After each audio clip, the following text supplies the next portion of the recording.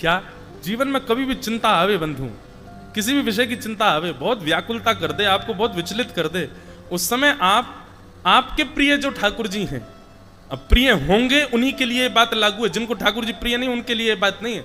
जिनको ठाकुर जी प्रिय हैं, यदि उनके जीवन में कभी चिंता आवे तो चिंता आते ही नेत्र बंद करो, अपने प्रिय श्री ठाकुर जी के चरणार बिंदों का स्मरण करो। व्यक्ति को जीवन में कई बार परिस्थितियां अवधूत बनाती हैं। अवधूत का मतलब क्या होता है? पूर्ण रूपेण मुक्त हो जाए, फिर उसके मन में कोई चाह नहीं है, समत्व बुद्धि हो जाए। पर यदि आप किसी सांसारिक भाव की वजह से ऐसे हुए हैं तो अवधूत होने का या फिर सम होने का कोई साफल्य नहीं। संसार की ठोकरें बहुत मिल गई, संसार में बहुत ज्यादा अविश्वास का दर्शन कर लिया, उसके बाद आप जो है सम हो गए, तो ये समत्व श्रेष्ठ क्वालिटी का नहीं है। समत्व श्रेष्ठ क्या है? सब कुछ अनुकूल था, आप जैसा चाहते थे वैसा आपका जीवन था, आप जो भोगना चाहो वो वस्तु आपके सन्मुख है, जैसी परिस्थिति स्थिति है सब कुछ आपके योग्य है, और उसके बाद आपके चित्त में समत्व आवे, उसके बाद आपके चित्त में अवधूत भाव आ जाए, तब समझो हाँ अब ये श्रेष्ठ है।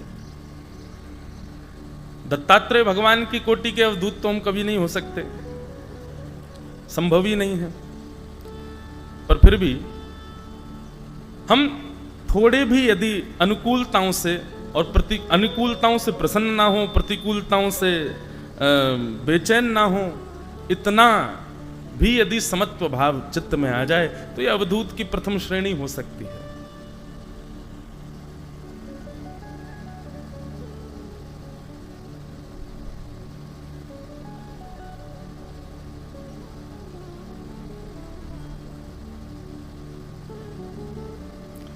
रथ्या करपट विरचित कंथ, पुण्या पुण्य विवर्जित पंथ, शून्यागारे तिष्ठति नग्नो, शुद्ध निरंजन समरस मग्न। श्री दत्त उवाच। स्वयं श्री दत्तात्रेय भगवान अवधूत की परिभाषा बता रहे। अवधूत कैसा होता है? बोले रथ्या करपट विरचित कंथ। अच्छा महाराज जी, जो अवधूत की यहाँ पर व्याख्या श्री दत्त भगवान कह रहे हैं, यही व्याख्या हमारे वृंदावन शतक में, वृंदावन में कैसे रहना चाहिए वहां पर भी कुछ ऐसा ही है। अब यहाँ श्री दत्तात्रेय जी कह रहे हैं अवधूत कैसा होता है? बोले वो वस्त्र नहीं पहनता, वो क्या करता है? बोले चीरों को इकट्ठा करके, उससे ऐसे चीरों को ही धारण करके केवल तन ढक जाए इतना भाव रखता है। वृंदावन शतक में कहते हैं भ्रातः तिष्ठ तले टले विटपिनाम ग्रामेषु भिक्षामटः, स्वच्छंदम पिबयामुनम जलमलम चीराणि कंथाम कुरु, सम्मानम कलयाति घोरगरलम नीचप्पमानम क्षुधा, श्री राधा मुरली रवो ब्रज सखे वृंदावनम मत्यज।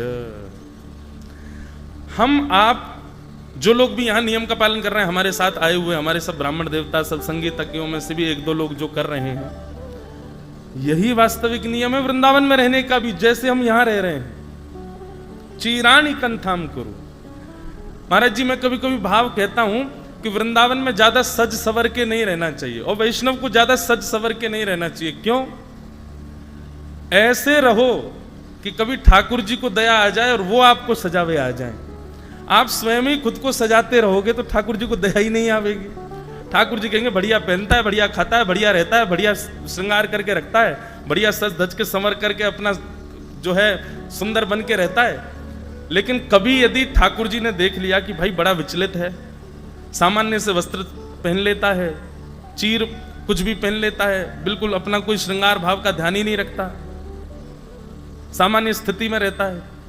अब यहाँ पर हम व्यासपीठ पर आके बैठ रहे हैं, यहाँ पता नहीं क्यों यहाँ का वातावरण ही ऐसा है कि कुछ इच्छा, दिन भर से अभी तक 5 बार तो स्नान हो गए, और सामान्य घर पे 2 बार नहा लें तो जुकाम हो जाए, यहाँ 5 बार नहा लिए कुछ नहीं हो रहा, कोई इच्छा ही नहीं हो रही है।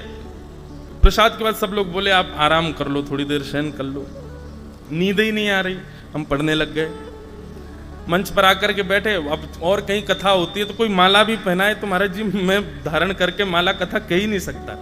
मेरे को कोई माला पहना दे तो मुझे बार बार मेरा ध्यान उसी पर जाता है। पर यहाँ तो वेद की ऋचाएं आके व्यास जी का श्रृंगार करते हैं, गले में माला, सिर पे माला, आज तो देखो बाजूबंद भी पहनाया, हाथों में भी सुंदर। और कौन कर रहे हैं श्रृंगार? वेद ही आकर के श्रृंगार करते हैं व्यास जी का। लेकिन सत्य बता रहे हैं, हमको किंचित भी भार नहीं लग रहा है मंच पे। ऐसा लग रहा है कि बस आनंद है, लग ही नहीं रहा कि कोई कुछ, मतलब एक अलग स्थिति है। तो बात यह है कि यहां पर अवधूत का परिचय स्वयं श्री दत्तात्रेय भगवान दे रहे हैं। ये अवधूत का परिचय नहीं है, ये वास्तव वैष्णव का परिचय है। वैष्णव इज इक्वल टू अवधूत। अवधूत की जैसी रहनी, जैसी करनी, जैसा भाव, जैसा विचार, वैसा ही वैष्णव को होना चाहिए। रथ्या करपट विरचित कंथ और पुण्या पुण्य विवर्जित पंथ। पुण्य और अपुण्य की कोई भावना नहीं रखता। अवधूत का स्वरूप कैसा होता है? वो पुण्य और अपुण्य की भावना नहीं रखता। हम लोग कैसे हैं? काशी विश्वनाथ दर्शन करने जाओ, महाकाल भगवान का दर्शन, अब तो गर्भगृहों में प्रवेश कई जगह बंद कर दिया, लेकिन महादेव के मंदिरों में जाकर के देखो, होड़ लगी है।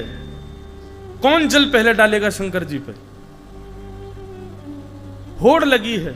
किसका पुष्प शंकर जी के बिल्कुल शीश पर पहुंचा है। उसके पीछे कोई और कामना नहीं है। उसके पीछे यह कामना नहीं कि महादेव को पुष्प अर्पित करें, पुष्प से वो आनंदित हों। कामना यह है कि हमारा पुष्प पहुंच जाए, जल पहुंच जाए, दूध चढ़ जाए तो हमको पुण्य मिल जाए। अगर कई जगह गर्भगृहों में प्रवेश बंद होता है, लोगों को बाहर से दर्शन होते हैं, लेकिन उसी समय कोई संत बेचारे गर्भगृह में चले जाएं, वो शंकर जी को आराधन करके बाहर आ जाएं, तो जनता उनके चरणों में टूट पड़ती है। क्यों? ये शंकर जी को छू के आए हैं, तो इनको जो पुण्य मिला उससे थोड़ा थोड़ा हमको भी मिल जाए। लेकिन अवधूत का स्वरूप कैसा होता है? पुण्य पुण्य, पुण्य और अपुण्य से विवर्जित। उसको कामना नहीं है पुण्य अर्जन करने की। आप लोग नासिक में त्र्यंबकेश्वर भगवान का दर्शन करने जाते हैं, तो वहां पर जिस द्वार से हमने प्रवेश किया, हमको तो याद नहीं है, वहां द्वार पर बाहर महाराज जी ऐसा कुछ है ना कि जैसे उस द्वार से प्रवेश करते हैं तो पाप और पुण्य दोनों शून्य हो जाते हैं। वहां द्वार पर दो पार्षद खड़े हैं, अब कौन है उनका नाम मुझे स्मरण में नहीं आ रहा, कि महादेव का दर्शन करने जाओगे उससे पहले आपके पाप और पुण्य दोनों शून्य हो जाएंगे। ये तो सुना गया है।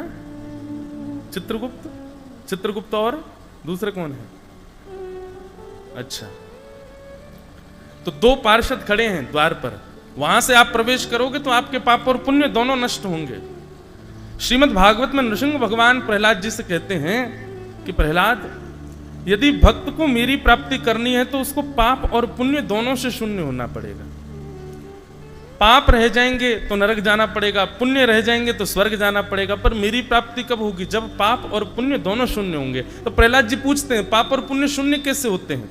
तो भगवान नृसिंह कहते हैं कि उपस्थित भोगों को भोगने से पुण्य शून्य होते हैं और असहाय व्यक्ति की सहायता करने से पाप शून्य होते हैं। तब फिर मन में जिज्ञासा प्रकट होती है, हमको कैसे पता चले कि पाप और पुण्य दोनों शून्य हो गए हैं? दृष्टि में समरसता जिस दिन आ जाए, दृष्टि में जिस दिन समत्व भाव का प्रादुर्भाव हो जाए, दृष्टि में कोई योग्य और अयोग्य ऐसी भावना ना रह जाए, उस दिन समझ लो कि आपके पाप और पुण्य दोनों शून्य हो गए। जिस दिन आपकी दृष्टि में कोई आपको योग्य लगता है और कोई आपको अयोग्य लगता है, आपका इसका मतलब है पाप पुण्य बचे हैं चित्त में। बहुत सावधानी से सुनो। अवधूत का परिचय क्या है? पुण्य पुण्य विवर्जित पंथ। शून्यागारे तिष्ठति नग्नो, शून्यागारो तिष्ठति नग्नो। इसका मतलब क्या है? यहां नग्नो शब्द का मतलब यह नहीं है कि जो नग्न रहे। नग्न का मतलब बिना वस्त्रों के रहने वाला नहीं। श्री दत्तात्रेय भगवान कह रहे हैं जिसके ऊपर, जिसके चित्त पर किसी भी प्रकार का आडंबर रूपी वस्त्र का आवरण नहीं है, जो दिखावा रूपी आवरण नहीं रखता है, जो छल कपट रूपी आवरण नहीं रखता है अपने चित्त पर, वो बहुत सावधानी से सुनिएगा। तिष्ठति नग्नो, अवधूत का स्वरूप क्या है? वो वस्त्र ना धारण करे ये नहीं, उसके चित्त पर किसी भी प्रकार का छल कपट, ईर्षा, द्वेष, अभिनिवेश, अहंता, ममता या फिर पाखंड या फिर घमंड या फिर इस प्रकार के जो दोष हैं, इनका आवरण नहीं है। इन सबसे जो नग्न है वो अवधूत। जिसके चित्त पर इस प्रकार के कोई भी आवरण नहीं है वो अवधूत हैं। ज्ञान और वैराग्य कौन है? बहुत ध्यान से सुनो। ज्ञान का मतलब विवेक। बिन सत्संग विवेक ना होई, राम कृपा बिन सुलभ न सोई।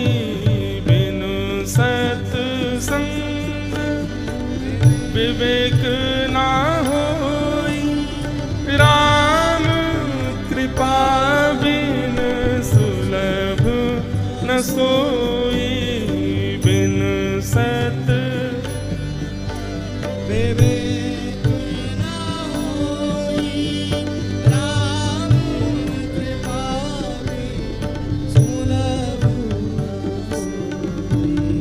बिन सत्संग विवेक ना होई, बिन सत्संग विवेक ना होई। श्री राम कृपा बिन सुलभ न सोई। श्री राम कृपा बिन सुलभ न सोई। विवेक ये है मूल ज्ञान। भक्ति के पुत्र ज्ञान को चित्त में लाने का मतलब बहुत ज्यादा ग्रंथों का अवलोकन करना नहीं होता है। आपने ग्रंथ कितने पढ़ लिए, कितने पुराण याद कर लिए, कितने वेदों की ऋचाएं याद कर ली, उससे आप विद्वान हो जाओगे पर आप ज्ञानी नहीं होगे। बहुत ध्यान से सुनिएगा। ज्ञान विवेक युक्त होता है। श्री एकनाथ जी महाराज की एक बड़ी प्रसिद्ध कथा है। एकनाथ जी महाराज रोज गंगा जी में स्नान करके, गोदावरी जी में स्नान करके जैसे ही बाहर आते थे तो जिस मार्ग से अपने घर जाते थे उस मार्ग में एक यवन रहता था। और वो यवन क्या करता था, आते जाने वाले जितने भी वैष्णव होते थे उनको परेशान करता था। कभी उनके ऊपर कुछ छिड़क देता था, कभी कुल्ला करता था, कभी कुछ इस प्रकार की भावना उसकी। एकनाथ जी महाराज गंगा जी से स्नान करके निकलते और वो उन्हीं की तरफ ही अपने मुख से उगल देता कुछ। एकनाथ जी महाराज फिर से गंगा जी में स्नान करते, प्रसिद्ध कथा है, बार बार उगलता, बार बार वो स्नान करते। कोई कहता कि आपको क्रोध नहीं आता? एकनाथ जी महाराज कहते, बोले अरे मैं तो महा आलसी हूं, मैं तो महा दुर्बल प्राणी हूं, संसार के भोगों में पड़ा हुआ हूं।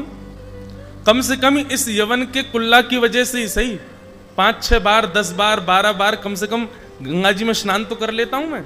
अच्छा है, ये आदमी अच्छा है, इसकी वजह से ही सही मेरा आलस्य तो टूट जाता है कम से कम। ऐसी विवेक युक्त बुद्धि, इसको ज्ञान कहते हैं। हमारे ऊपर कोई करके दिखा दे, फिर देखना हमारी हालत क्या हो। अरे कहां तक है, गंगा जी से निकल करके आए, कुल्ला तो बहुत दूर की बात है, उसको तो जीवित नहीं छोड़े, हम पे कोई ऐसा कर दे तो।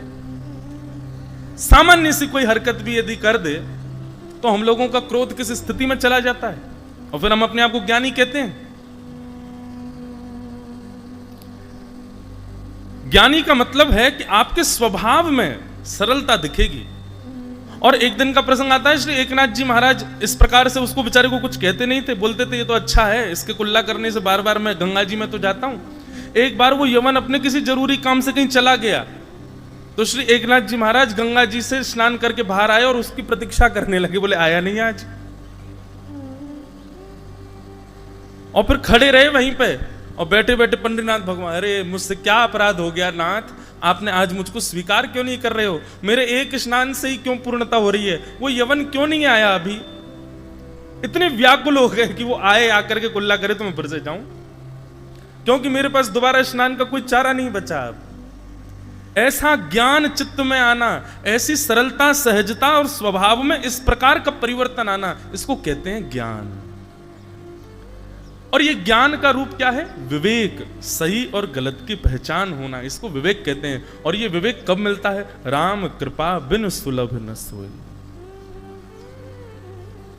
आपके इष्ट की कृपा से, आपकी बौद्धिक कृपा से आप ज्ञान तो बहुत ले लोगे, पढ़ तो बहुत लोगे, नॉलेज तो खूब सारी अर्जित कर लोगे, लेकिन ऐसा विवेक जीवन में आना ये तभी होता है जब ठाकुर जी आपसे प्रसन्न होते हैं। सीधी बात और सरल बात कर दूं तो सहजता, दीनता, दयालुता, सरलता ये चित्त में जब आती है ना, उस समय समझ लेना कि ठाकुर जी आपको देख के मुस्कुरा रहे हैं, इसीलिए आपके चित्त में ये गुण आया है। ठाकुर जी अप्रसन्न होते हैं तो सारे गुण आ जाते हैं, लेकिन सरलता, दयालुता, सहजता ये वो गुण हैं जिससे सब आकर्षित हो जाएं, जिससे सब आपके चरणों में। फिर होता है, श्री एकनाथ जी महाराज एक बार निकल के जाते हैं तो उस दिन तो वो यमन ठान के बैठ जाता, बोले आज इसको क्रोध दिला के रहूंगा। और उसने महाराज झड़ी लगा दी, वो जब जब निकल के आवे उनके ऊपर ही कुल्ला कर दे। लेकिन एकनाथ जी महाराज के ऊपर रत्ती भर भी फर्क नहीं पड़ा। जब अनेक बार उसने पूरा थक गया, हार गया कर करके, एकनाथ जी तब भी समरस प्रसन्न भाव में जब बाहर आए, यमन चरणों में गिर गया, बोले महाराज मुझे क्षमा कर दो, मैंने आपको खूब क्रोध दिलाने की कोशिश करी, पर आपके चित्त की बलिहारी। कैसा चित्त है आपका, कितना सरल, कितना दयालु। तो ज्ञान का मतलब क्या है? ज्ञान का मतलब विवेक। विवेक मतलब सही गलत की पहचान, इसको कहते हैं विवेक। और ये विवेक जीवन में केवल सत्संग से आएगा। आप बंधुओं कितना भी गुरुजनों से अध्ययन करो, करना ही चाहिए, गुरुजनों से अध्ययन करो, गुरुजनों के चरणों में बैठ करके ग्रंथों का अवलोकन करो, पर उसके अतिरिक्त भी सत्संग श्रवण किया करो। क्योंकि जब सत्संग होता है ना, तो सत्संग के जो भाव होते हैं, एक प्रकार से ये समझ लो, गुरुदेव से जब आप पढ़ते हो वो है जल स्नान। और सत्संग क्या है? बोले सत्संग है साबुन लगाना। चित्त में साबुन लगा लिया, साबुन लगा लिया तो जितना मैल था वो सब जो है साबुन ने समेट लिया। उसके बाद फिर गुरु जी के पास चले जाओ तो फिर जल स्नान, पूर्ण स्वच्छ हो जाओगे। अकेले जल स्नान से भी काम नहीं चलेगा और अकेले साबुन से नहाने से भी काम नहीं चलेगा, दोनों चाहिए। तो इसलिए सत्संग बहुत जरूरी है। सत्संग ही विवेक को जन्म देगा, जो कि ज्ञान का स्वरूप है, जो कि भक्ति का प्रथम पुत्र है। जब विवेक जीवन में आएगा तभी भक्ति प्रसन्न होगी, नहीं तो भक्ति आपकी निराश ही रहेगी। तो भक्ति के प्रथम पुत्र का नाम ज्ञान। ज्ञान का मतलब विवेक। और विवेक कैसे आता है? सत्संग से। और सत्संग कैसे मिलता है? राम कृपा से। भक्ति को कमाना सरल है, भक्ति को प्रसन्न करने वाले उसके दो पुत्रों को चित्त में लाना थोड़ा कठिन है, लेकिन यदि कर लो तो भक्ति प्रसन्न हो जाए। तो भक्ति के प्रथम पुत्र का नाम ज्ञान। भक्ति के दूसरे पुत्र का नाम है वैराग्य।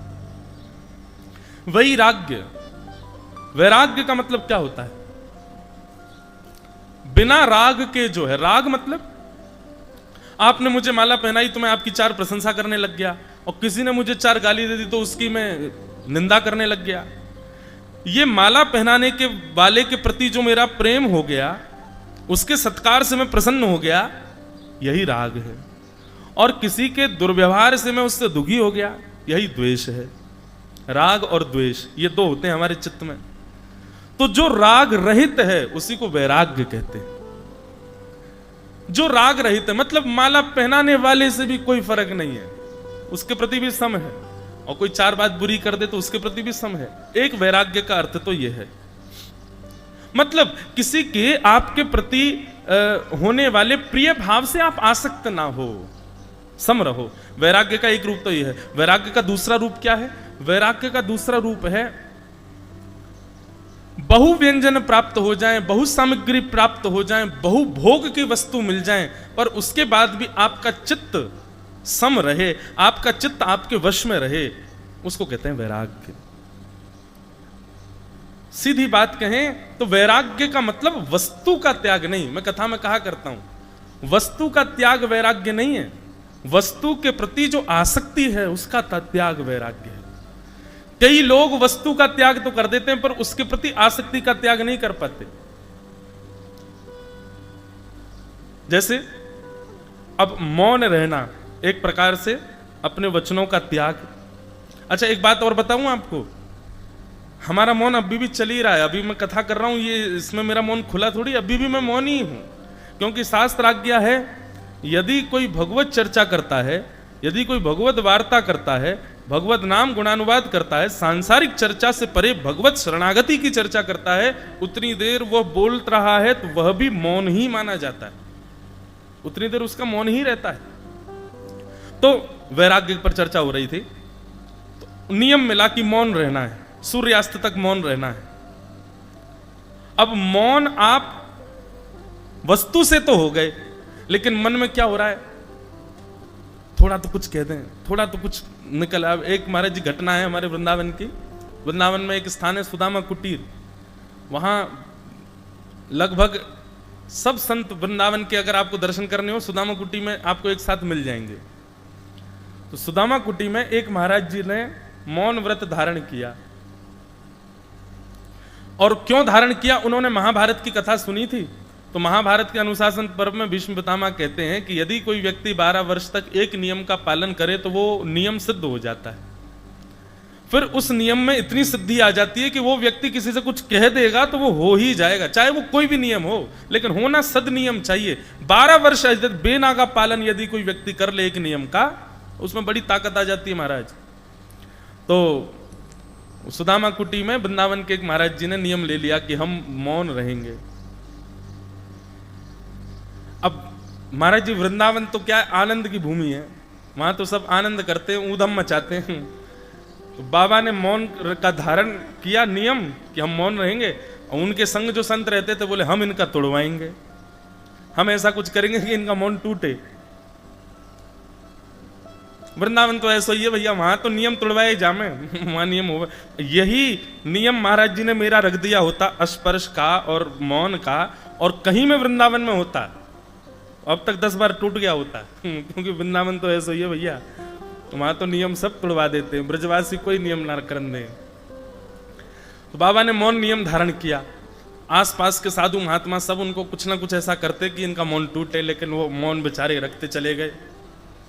2, 4, 5 साल तो महाराज जी निकल गए, बढ़िया, उन्होंने मौन खूब धर लिया। अब उनको अपने ऊपर ये हो गया। अच्छा एक और बात, ऐसे कोई भी नियम धारण करो बंधुओं, उसका अहम कभी मत करना कि हमने ये कर लिया। जैसे ये तो एक अलग बात है, जैसे लोग एकादशी व्रत भी करते हैं तो उसका भी उनको अहंकार आ जाता है कि हम तो एकादशी व्रत करते हैं, हमसे कोई एकादशी नहीं छूटती। कभी नहीं। मैं फिर कह रहा हूं, जिसकी प्रेरणा या जिसकी कृपा से आपने ये नियम धारण किए ना, उसका बल आपसे करवा रहा है। जिस दिन आपने अहंकार किया उसी दिन वो बल शून्य हो जाएगा और फिर आपका नियम टूटेगा, निश्चित टूटेगा। इसलिए नियम में कभी अभिमान नहीं करना।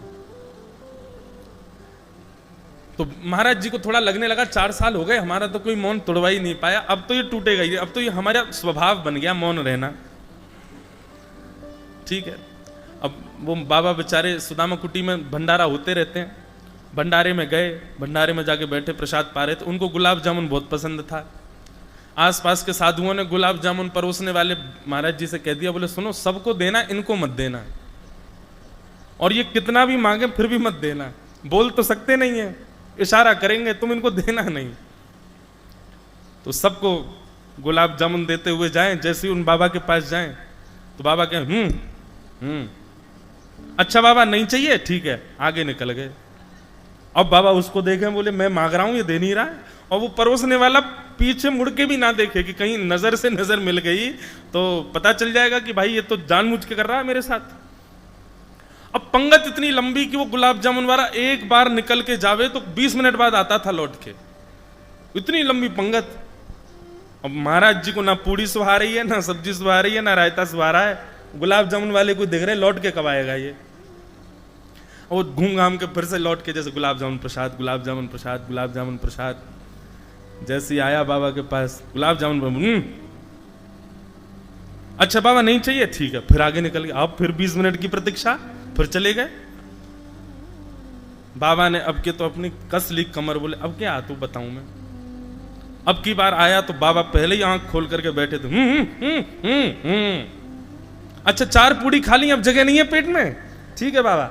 आगे जैसे निकले 3-4 बार उसने ऐसा किया, बाबा खड़े हो गए, बोले इधर दे रहा है उधर दे रहा है, बीच में क्यों नहीं देता है, 1 घंटा से मांग रहा हूं। टूट गया। मतलब वैराग्य का मतलब वस्तु का त्याग नहीं, वस्तु के प्रति जो आपकी आसक्ति है उसका त्याग, वो वैराग्य, वो वैराग्य है। वस्तु तो कोई भी छोड़ देता है, वस्तु तो कोई भी त्याग कर सकता है, लेकिन वस्तु का त्याग करने पर उस वस्तु का कभी चिंतन चित नहीं पाते थे, उसके अतिरिक्त नहीं। हम लोग जिस क्षेत्र में बैठे हैं, ये श्री क्षेत्र, प्रसाद पाओ, क्या अद्भुत प्रसाद है, महाराष्ट्र का सुंदर, हमको तो बढ़िया आनंद आता है पाने में। यहाँ की सी सब्जियां, यहाँ के से सब प्रसाद के स्वरूप हैं, इतने बहुव्यंजन बनते हैं यहाँ पर, सुबह अलग, दोपहर में अलग, शाम को अलग, ऐसी सुंदर प्रसादी ठाकुर जी की सिद्ध होती है। पर स्वयं महाराज जी वे पाते ही नहीं, कितने वर्षों से अन्न जल का त्याग कर रखा, केवल नारियल पानी पी करके रहते हैं, सामान्य जल भी पान नहीं करते। मुझे बता रहे थे हमारे मंदिर जी, बताते रहते हैं थोड़े थोड़े भाव, केवल मंगलवार के दिन भिक्षा लेते हैं और वह भी केवल 8 ग्रास ही स्वीकार करते हैं। कुछ चित्त में लाओ, और ये दोनों ही सत्संग से ही सुलभ होंगे। नारद जी महाराज श्रीमद् भागवत में एक सुंदर बात कहते हैं कि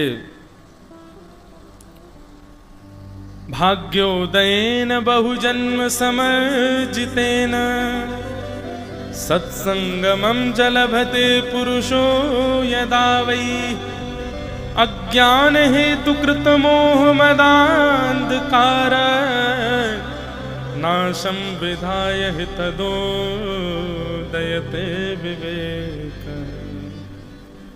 नारद जी कहते हैं भाग्योदयेन बहुजन्म समर्जितेन, हमारे बहुत जन्मों के किए गए पुण्यों का भाग्य जब उदित होता है, हमारे अनेक जन्मों में किए गए पुण्य जब फलीभूत होते हैं, जैसे कि बहुत ध्यान से सुनिएगा, हमारे भारत में कई सारे तीर्थ हैं, वहां तीर्थों में कहा जाता है यहाँ नदी में स्नान करो पुण्य होता है, यहाँ के कुआं के जल का पान कर लो पुण्य होता है, यहाँ पर ये कपड़ा बांध दो पुण्य होता है, यहाँ पर दान करो पुण्य होता है। ये पुण्य होता है तो ये पुण्य इकट्ठा होकर मिलता कब है हमको? तब नारद जी महाराज कह रहे हैं सत्संगमं चलबते पुरुषो यदा वै, बोले जिस दिन आप किसी सत्संग में जाकर के बैठ जाओ उस दिन समझ लीजिएगा कि आपके इस जन्म के नहीं अनेक जन्मों के किए गए जो ऐसे ऐसे पुण्य थे उनका फल आज आपको सत्संग के रूप में मिल रहा है। मैं कथाओं में कहा करता हूं श्रीमद् भागवत जी से कभी फल मत मांगना। क्यों? क्योंकि श्रीमद् भागवत सुनना ही स्वयं एक फल है। ये आपके पुण्यों का फल मिल रहा है, ये मेरे पुण्यों का फल है कि मैं कह रहा हूं, आपके पुण्यों का फल है कि आप सुन रहे हो। और बड़े सौभाग्य की बात है उन सब लोगों के लिए जो 1 महीने तक डटने वाले हैं यहाँ पर, उसमें मैं भी हूं, मैं तो हूं ही। और भी जो जो लोग यहाँ 1 महीने का संकल्प लेकर के बैठे हैं कि हमको पूरी कथा सुननी ही है। अब ये समझ लो कि यहां तो लिखा बहुजन्म, एक कथा सुनने का मतलब है कि बहुत जन्मों के सत्कर्म, एक कथा नहीं एक क्षण सत्संग सुनने का ये मतलब समझो बहुत जन्मों के पुण्यों का फल मिल रहा है। यहाँ 1 महीना आपको कथा श्रवण करने को मिलेगी तो ये समझ लो कि कितने कल्प और कितने प्रतिकल्पों में कितने जन्मों का पुण्य होगा कि हम लोग यहाँ बैठे। आज निश्चित ही हम आप सब लोगों के पूर्वज जो किसी किसी लोक में विद्यमान होंगे वहां नृत्य कर रहे होंगे, हम और आपको यहां बैठा देख करके आहा आनंदित हो गए, हम धन्य हो गए। ऐसे ऐसे बालक हमारे कुल में हुए जो 1 महीना सत्संग को देने जा रहे हैं। अच्छा एक बात कहूं बंधुओं, कहीं भोग भोगने का आपको ऑफर दिया जाए कि 30 दिन के लिए हम आपको आमंत्रित कर रहे हैं, 5 स्टार होटल में आपको रहना है 30 दिन, मखमली गद्दा मिलेगा, खाने पीने को जो मांगोगे सो मिलेगा, लेकिन शर्त यह है 30 दिन होटल से बाहर नहीं जाना। रह पाओगे आप? नहीं रह पाओगे, नहीं रह पाओगे। आपकी मनपसंद वस्तु, किसी को पानी पूरी पसंद है, किसी को भेल पसंद है, किसी को बड़ा पाव पसंद है महाराष्ट्र में, किसी को वो कौन सा होता है मिसल पाव महाराज है मिसल पाव, वो पसंद है। अब पसंद है आपको, चलो 30 दिन तक आपको यही खवाया जाएगा, खा पाओगे? कितनी बड़ी विडंबना है कि भोग्य वस्तु के लिए यदि आपको निमंत्रण 30 दिन का दिया जाए तो आप 3 दिन से ज्यादा भोग नहीं पाओगे। लेकिन भगवत भागीरथी के लिए 30 दिन का निमंत्रण दिया गया है, तो 30वें दिन में और आप दोनों बात करेंगे, आपको भी लगेगा कब निकल गए ये दिन, मुझे भी लगेगा कितनी जल्दी पूर्ण हो गया ये दिन।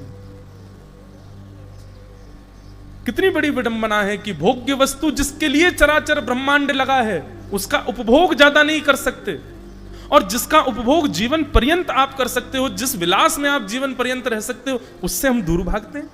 एक बार आके तो देखो सत्संग में। ये सुख नहीं है बंधुओं, ये आनंद है, ये आनंद है। तो भाग्योदयेन बहुजन्म समर्जितेन सत्संगमं च लभते पुरुषो यदा वै। जिन पुरुषों को, जिन महान पुरुषों को सत्संग की प्राप्ति होती है, उनके अनेक जन्मों के भाग्य उदित हो गए। केवल उनके नहीं, उनके जो पूर्वज थे उनका पुण्य भी उनको मिल गया है, जो कि वो सत्संग में आकर के बैठे। ऐसा सत्संग हमको ये 2 पुत्रों को प्रदान करता है, जो भक्ति के 2 पुत्र हैं। कौन? ज्ञान और वैराग्य। तो जिन मैया का ये प्रश्न है, आज की कथा का विषय यही है, ज्ञान और वैराग्य कैसे मिलेंगे? बोले सत्संग से मिलेंगे। और सत्संग कैसे मिलेगा? अच्छा सुनो, सत्संग मिल गया, सत्संग में आकर के बैठ गए, कथा में आकर के बैठ गए, लेकिन फिर उसके बाद भी मन लगना ये बहुत जरूरी है। सत्संग में आके बैठ जाने मात्र से काम नहीं चलेगा कि राम कृपा बिनु सुलभ न सोई। राम जी की कृपा हो गई, हम सत्संग में आके बैठ गए। राम जी की कृपा तब मानो जब आपको सत्संग समझ में आ जाए। राम जी की कृपा तब मानो जब सत्संग जीवन में आ जाए। और राम जी की कृपा, राम जी की प्रसन्नता तब मानो जो सत्संग सुना वो जीवन में घटने लग जाए, केवल सुनने तक सीमित ना रह जाए, वो तुरंत लागू हो जाए आपके जीवन में। तब समझो कि हाँ ये है राम कृपा। सुनने वाले तो हजार हैं। अभी तो यहाँ दत्त क्षेत्र, यहाँ पर एक मास की कथा है, तो लोग बाग सोच रहे हैं कल चले जाएंगे, पर अभी 1 महीना तो यहीं डटे महाराज, कहीं जा थोड़ी रहे। 7 दिन की कथा होती है महाराज, इतनी भीड़ आती है, लेकिन भीड़ ही होती है, वो सुनने वाले नहीं होते हैं। क्यों?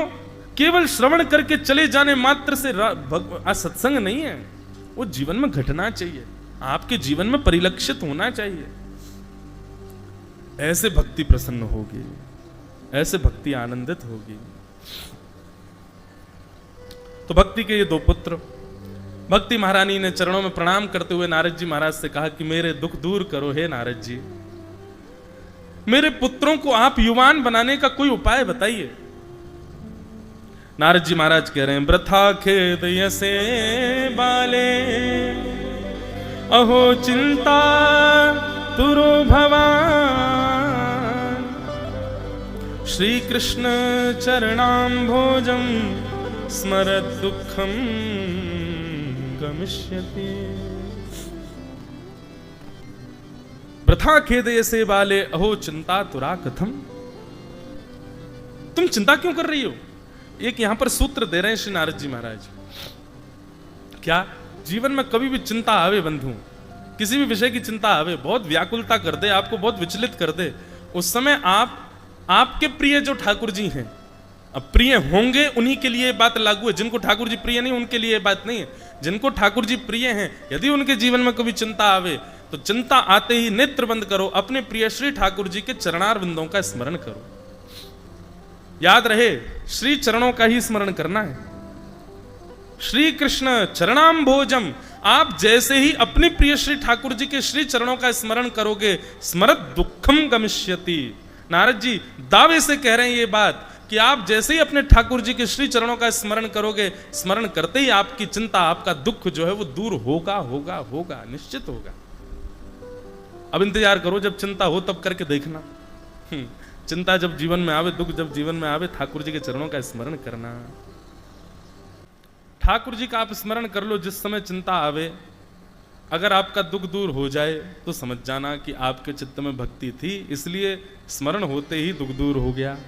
और यदि ठाकुर जी का स्मरण करने पर भी वह दुख बना हुआ है तो निश्चित है आपके स्मरण में अभी न्यूनता है, आपके स्मरण में कोई, ठाकुर जी की कृपा में कोई कमी नहीं है, हमारे स्मरण में अभी भेद है, हमारी स्थिति में भेद है। नहीं तो ठाकुर जी की स्मृति तो जब कर लो तब किसी भी प्रकार का अर्थ जीवन में आया हो नष्ट होगा ही होगा। नारद जी महाराज भक्ति महारानी को समझा रहे हैं। फिर नारद जी महाराज सब जगह भ्रमण करते हुए बद्रीनाथ पहुंचे। वहां जाकर के जब उन्होंने पूछा तब सनत कुमारों ने उनको 4 प्रकार के यज्ञ बताए।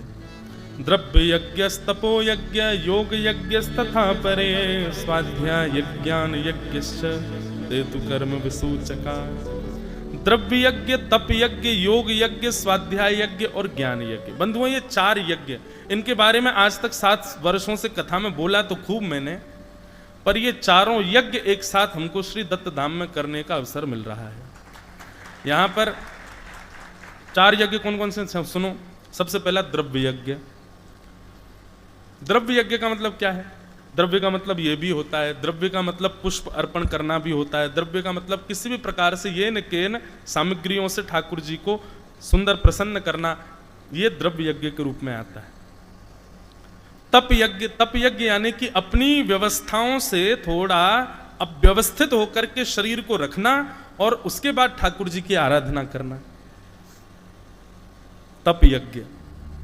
एक आसन पर बहुत देर तक बैठ करके कथा श्रवण करना, सामान्य से बिस्तर पर शयन करना, ज्यादा निद्रा, बहु निद्रा ना लेना। एक जगह मैंने कहीं शास्त्रों में पढ़ा, हमारे वेदज्ञ गुरुजन सब यहां बैठे हैं,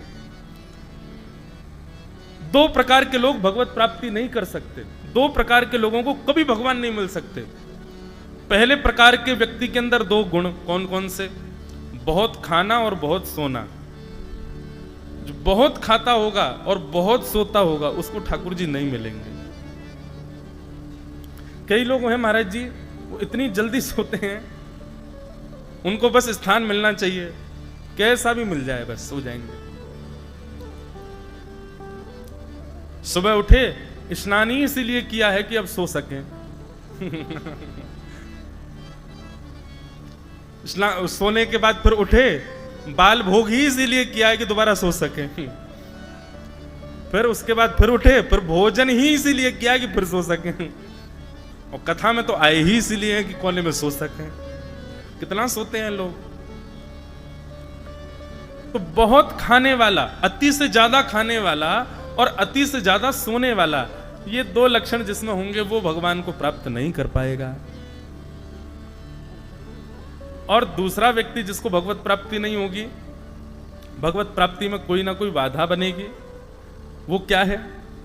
बोले किसी सांसारिक चिंतन के कारण, सांसारिक विषय के कारण बिल्कुल ही ना सोवे और बिल्कुल ही ना खावे, उसको भी ठाकुर जी नहीं मिलेंगे। ये 4 प्रकार के लोगों को, 4 लक्षण जिसमें हो, बहुत खाना, बहुत सोना और बिल्कुल ना खाना, बिल्कुल ना सोना, 4 प्रकार के लोगों को ठाकुर जी नहीं मिलते।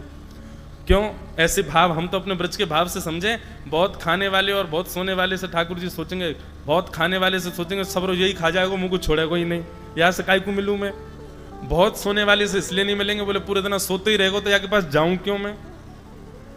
और बिल्कुल ना खाने वाला, बिल्कुल ना सोने वाला, उससे क्यों नहीं मिलेंगे? बोले बिल्कुल ना खाने वाला मतलब, बोले जो स्वयं नहीं खा रहा वो मुझे क्या खिलाएगा, और जो स्वयं ही नहीं सो रहा तो खुद नहीं सोएगा तो मन लगाने के लिए मुझे परेशान करेगा। इसलिए भैया मध्यस्थ रहो। तो मैं क्या बता रहा था? हाँ, तप यज्ञ।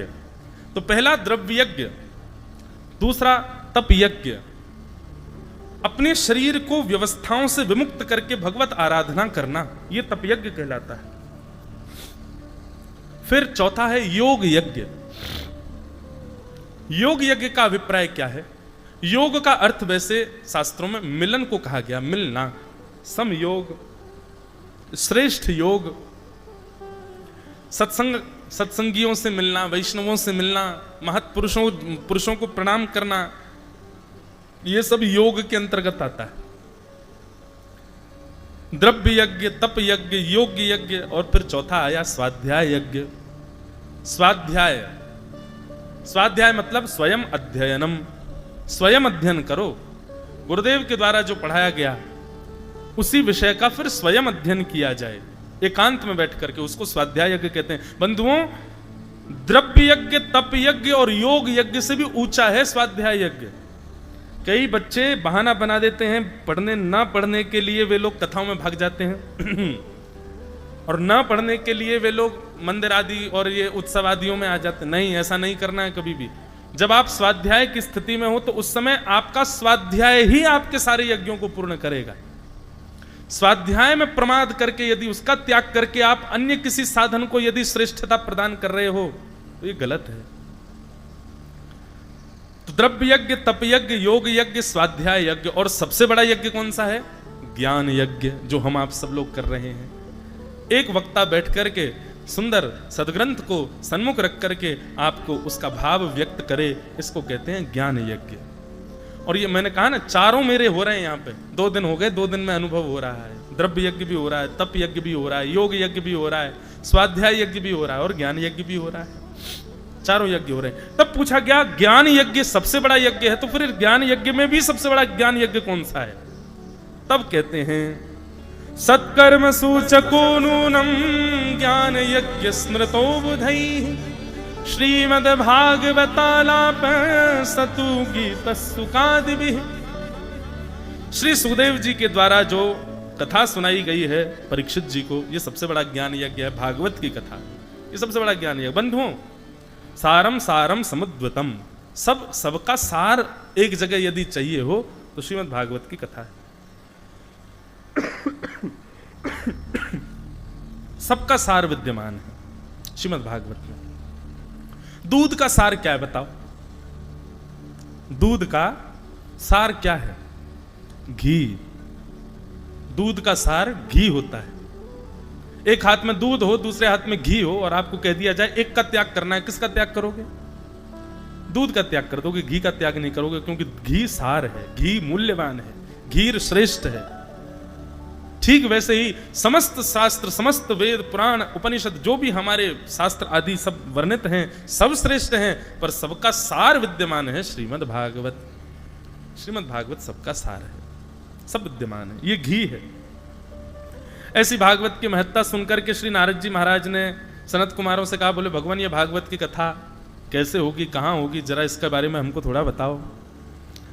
तब ऋषियों ने आज्ञा करते हुए कहा, सनत कुमारों ने बोले, हे नारद जी महाराज, गंगद्वार समीपे तु तटमानंद नामकम नाना ऋषि गणे जुष्टम देव सिद्धि निष्ठम।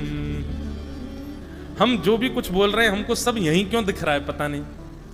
गंगद्वार समीपे तु, कथा सुनने का सबसे सुंदर स्थान कौन सा है? तब कह रहे हैं गंगा के द्वार। गंगा का द्वार वैसे कहते हैं हरिद्वार को, पर गंगा का द्वार का दूसरा अर्थ होगा जिन जिन द्वारों के सामने से गंगा जी बह के जा रही हो वो सब गंगा द्वार है। गंगा द्वार समीपे तु, कथा कहां सुननी चाहिए? बोले जहां से गंगा जी बह के जा रही हो वहीं बैठ के कथा सुनो। गोदावरी जी बह रही हैं। दूसरा क्या बताया? तट आनंद नामकम। बोले वो तट कैसा होगा? बोले आनंद वर्धन करने वाला होगा। सुबह से शाम तक देख लो यहाँ है स्नान में तो आनंद, हमको तो बड़ा आनंद आता है गोदावरी जी में। अब सब गुरुजन आदि स्नान करते हैं तो नियम से करते हैं, हमारा तो मन करते है तैरे या में दूर तक, थोड़ी मछली बनिया में, गहराई नापिया में। अच्छा गंगा जी हैं भी बड़ी, ये सामने सिद्धि उतर के जो सामने है ना वहां कम जाना, वहां गहरा है बहुत ज्यादा। थोड़ा आगे जाना इधर की तरफ, वहां थोड़ा कम है। हाँ कहीं पता चलिए अभी 1-2 दिन में ही परिचय हुआ है आपका, कूद पड़े सीधे ऊपर से। तो कैसा तट जहां पर कथा होनी चाहिए? बोले जिस तट पर आनंद का वर्धन हो रहा हो। देखो यहां पर कैसा स्नान में भी आनंद आ रहा है, जप में भी आनंद आ रहा है। महाराज जी हम अपने जीवन में पहली बार इतना बड़ा जप किया आज आपकी आज्ञा से, पहली बार। हम जब वप कहाँ, हम तो भैया कथा वथा कहते हैं, बढ़िया सुंदर अध्ययन करते हैं गुरुजनों से, स्वाध्याय मनन चिंतन करते हैं, जप में कहाँ। लेकिन महाराज जी ने आज्ञा करी उस अनुसार पहली बार इतना सुख मिला चित्त को। मानो एक ऐसा लगता है ना कि जब आप कहीं जाते हैं सफर पर तो एक माइलस्टोन बीच बीच में आता है। वो माइलस्टोन जब जब आपको दिखता है तब तब आपके चित्त को एक शांति मिलती है। अच्छा नासिक से बम्बई जा रहे हैं, अब बम्बई क्यों जाएं, हम त्र्यंबकेश्वर जाएंगे। हाँ नासिक से त्र्यंबकेश्वर जा रहे हैं, वैसे दूरी तो नहीं है, पर त्र्यंबकेश्वर जाने में अब जल्दी है, मंदिर बंद ना हो जाए, तभी एक माइलस्टोन आ जाता है कि कितना रह गया, 9 किलोमीटर। चित्त को शांति, अरे 9 ही तो हैं बस, थोड़ा और आगे गए 5 किलोमीटर और सुख मिलता, बस अब तो पहुंचने ही वाले हैं 2 किलोमीटर, फिर तो नाचने लगे, अरे बस अब तो पहुंच ही गए। ठीक वैसे ही बंधुओं, जीवन में ऐसी योग्यताएं आना जैसी मेरे जीवन में अब आई है यहाँ दत्त धाम आके, ये एक प्रकार के भगवत प्राप्ति के सफर के, भक्ति पथ के सफर के माइलस्टोन है। और माइलस्टोन तो हमारा हर हफ्ते आता है, कथाएं हर हफ्ते होती हैं, तो उसमें एक आता है। पर अब तक के माइलस्टोन ऐसे थे कि उनको देख के लग रहा था अभी तो दूरी है, अभी तो है, मतलब चल तो रहे हैं पथ पे लेकिन दूरी है। लेकिन ये अब पहला माइलस्टोन ऐसा आया है जिसको देख करके लग रहा है नहीं अब तो नेक ही रह गए ठाकुर जी, नेक 2 बिलांग दूर ही हैं बस, मुहते मिल भी आ रहे हैं कछु देर में। यहाँ आकर के लग रहा है कि बस अब तो ठाकुर जी स्वीकार कर ही रहे हैं, बस उसी मार्ग पर हैं। तो कैसा तट होना चाहिए जहां कथा हो? बोले आनंद का वर्धन करने वाला। स्नान में भी सुख मिल रहा है, जप में भी सुख मिल रहा है, शयन में भी सुख मिल रहा है, उतनी नींद आ रही है जितनी आनी चाहिए, उससे अधिक नहीं आ रही है। शयन में भी सुख मिल, और भोजन की तो पूछो ही मत, कितना आनंद आता है, भोजन तो लाजवाब है। सब आनंद वर्धन करने वाला। उसके बाद कथा आनंद वर्धन करती है। तो गंगा द्वार होना चाहिए, आनंद वर्धन करने वाला तट होना चाहिए। और तीसरा वो भी यहां हो रहा है, क्या? नाना ऋषि गणैर्जुष्टै, नाना ऋषि गणैर्जुष्टम्, अनेक ऋषि, अनेक विद्वज्जन, अनेक महत्पुरुष जन जहां एकजुट होकर के विराजमान हो गए हों। यहाँ कौन बैठा है? यहाँ सामान्य लोग कम बैठे हैं, यहाँ पर सब ऋषि महापुरुष ही बैठे हैं, यहाँ पर सब साधक ही बैठे हैं, यहाँ पर सब जापक ही बैठे हैं। एक प्रकार से ऐसा लग रहा है कि श्री सनत कुमार जिस स्थान की आज्ञा दे रहे हैं वो स्थान यही है, यही वो सुंदर स्थान है। तटमानंद नामकम देव सिद्धन सेवितम, देवता भी जहां पर आकर के अविराजित हो गए हो, जहां साक्षात दत्तात्रेय विराज रहे हैं, जो देवताओं के भी गुरु हैं, कल्प गुरु हैं, ऐसे गुरु जहां विराज रहे हैं, तो निश्चित ही कथा होने वाले जो स्थान नियुक्त किए, वैसे तो जहां कथा हो जाए वहां ये अपने आप अवस्थित हो जाते हैं, कथा जहां होती है वहां ये अपने आप अवस्थित हो जाते हैं, पर यहाँ जहां पर ये पूर्ण पहले से ही अवस्थित हो वहां कथा हो, उसका आनंद अलग होता है। इस प्रकार सनत कुमारों ने नारद जी से कहा, और नारद जी से कहा जाइए, ऐसा सुंदर स्थान कहाँ है? बोले बद्रीनाथ से थोड़ा नीचे जाओगे तो वही ऋषिकेश ही ऐसा सुंदर स्थान है, वहां पर सुंदर कथा की व्यवस्था की गई। व्यास के रूप में सनत कुमार पधारे, सनक सनंदन सनातन सनत कुमारों ने आकर के व्यासपीठ को सुशोभित किया। बड़े सुंदर ऋषि गण सब आकर के श्रोता बनकर के बैठ गए, कथा सुनाना प्रारंभ किया। अनेक बातें यहाँ पर कही गई। अब हमारा तो महात्म्य 1 महीना चलेगा लग रहा है, ऐसा इतनी सुंदर सुंदर भाव है।